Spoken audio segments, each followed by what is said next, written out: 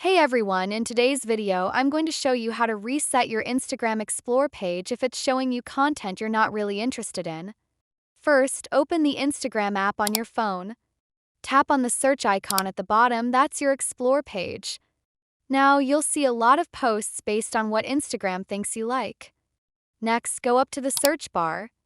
Tap on it and you'll see a list of your recent searches. Just tap the cross X icon next to each item to clear them. This helps clean up your search history so Instagram doesn't base suggestions on them anymore. Go back to your profile by tapping the profile icon in the bottom right. Then tap the three lines in the top right corner and choose your activity from the menu. Here, tap on Likes. You'll see all the posts you've liked. Scroll through and unlike any posts you're no longer interested in by tapping on them and tapping the heart again to remove your like.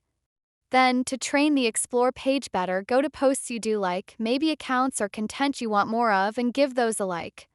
Instagram will take this new behavior into account and begin updating your Explore feed accordingly. That's it.